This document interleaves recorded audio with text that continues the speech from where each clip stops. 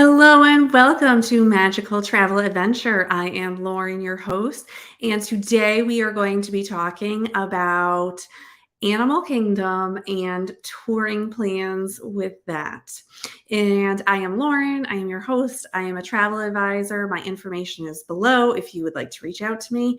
And let's get started. So, I've done a whole series about touring plans at all the different parks, and touring plans for everyone is different. And I can't stress that enough. What one person says is your must do is maybe your family's totally skip. So, when you're thinking about planning on going to the parks, you really want to decide what it is that you want to do. And maybe you do a little research in between. And below, I have a free resource where it has all the rides in the parks. And I'll show you, but it kind of helps you decide what it is that is important to you. And you can decide, check out those rides. It's going to depend on a lot of things. It's going to depend on how old your child is, if you're going with a child or not. There's many different factors that, can be a part of this, but this is what I want to show you. So this is below for each of the parks. So you can check that out. It's just a free resource to help you plan. When I work with clients, this is one of the things that they get. And this is just a way to decide what are my must-do maybes and skips.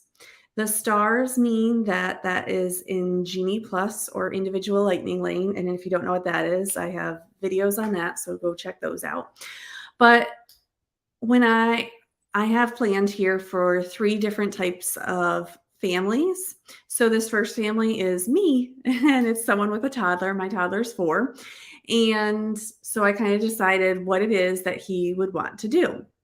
So the first thing that I think about is, okay, I know that he's going to want to do the safari. What kid is not going to want to do the safari? Well, there are kids that won't, but that is our must-do attraction. I know that he really wants to do that. The Festival of the Lion King, we are super excited to get back to that. The Boneyard, we did not get to go to last time. And I kind of steered my son away from it because at that point he was super tired in the day and I didn't want him to see it. But it is a really fun play area that there's no line and it just lets kids kind of burn off some steam. So definitely want him to do that. Triceratops spin. My son loves dinosaurs. Got to do that. And we didn't get to do this last time, but I really want him to be able to meet the Disney pals because they're dressed in their safari outfits. And I think that he will really love that because he loves looking at the different, he loves going to see the characters. That's one of his favorite things to do. Now, I have a lot of maybes on this because first of all, Navi River Journey, I probably would not normally do, but my son might really like it. So we'll see. But I have Flight of Passage as a maybe on this because at this point, my son is not 44 inches tall. I'm not sure that he would like it. It might be a little too much for him at this point, but it is my absolute favorite ride at Disney World. And so maybe he'll do it, but I will be doing it. And then Gorilla Falls, there's a lot of shows and a lot of experiences that you could just kind of show up to, and it doesn't matter what time you go to, but it's like if I have time. So a lot of my maybes are like, maybe we'll do the Gorilla Falls, but maybe not because I don't know what our time is going to look like. Now, Rafiki's Planet Watch, you have to take the train up there. So I have to kind of decide, like, do we have the time to do that? Is the train here? When is the train coming back? Those types of things. So again, it kind of depends on that. Finding Nemo, my son doesn't really know a lot about Nemo, so I'm not sure he would enjoy the ride. Again, the Jungle Trek, not sure if he would enjoy it. I always want to see the Feathered Friends in flight, and it never seems to be in our schedule, and I make it a must do and we still miss it every time. So I'm like, oh, maybe if I put it as a maybe, then it'll work out.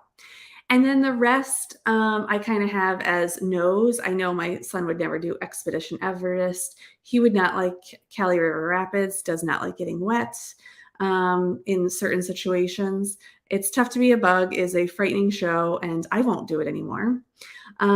Dinosaur, I wish I could do it with my son, but it's just too scary for him. And I wish it just wasn't as scary and it was a little more fun because he absolutely loves dinosaurs.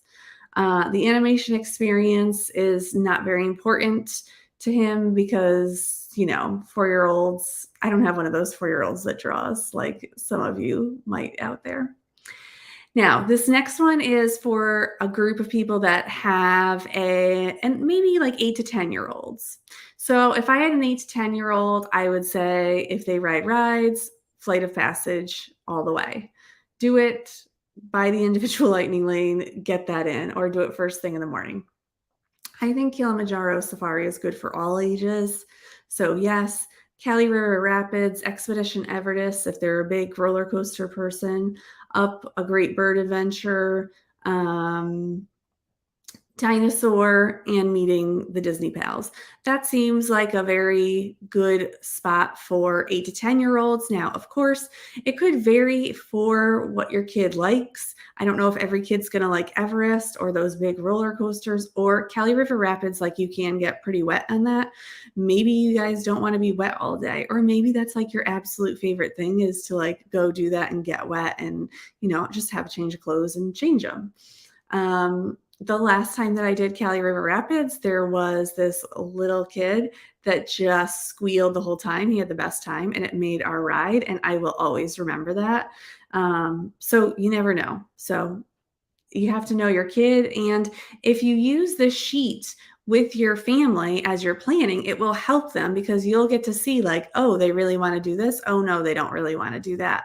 And then you're not wasting your time when you're in the parks because you're like, okay, well, I know we can skip that. So we could just move on to something else. And I don't need to worry about that one. That does help a lot. The only thing that I have here that I would skip for an 8 to 10-year-old is the Triceratops spin. Maybe they would like it. It's just like Dumbo, but with a Triceratops. So that's not normally a big 8 to 10-year-old ride, but the other ones, you might want them. Now, this is for maybe an adults only or like a teen. If you have teen kids that are coming with you, that their must-dos are going to be like Flight of Passage, Kilimanjaro Safari, Expedition Everest, and Dinosaur. Basically, those big rides that are just a little more thrilling. So this might be a good way for you to kind of decide. And if you ask a teenager, they might even tell you what rides they actually want to ride. I'm a high school teacher, so I totally get it. You do the best you can. Maybe if you do it later in the day, they're more receptive to it.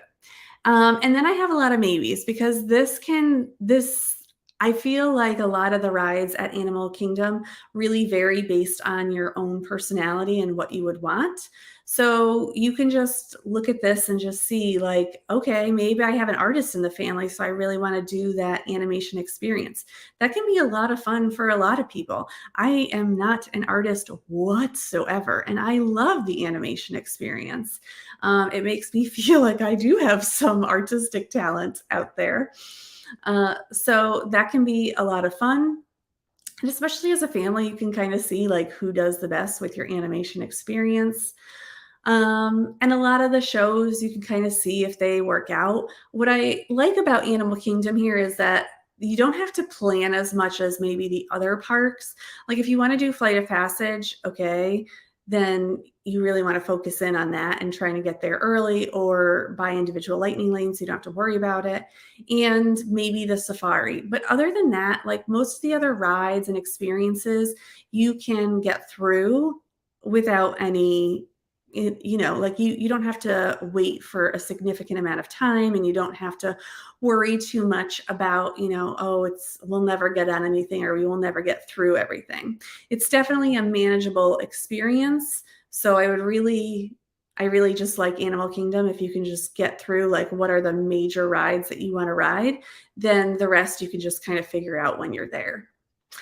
All right, that will do it for today's show. I hope that this helped you when you're planning for your trip, and you can go check out all the other videos on all the other parks that I have done.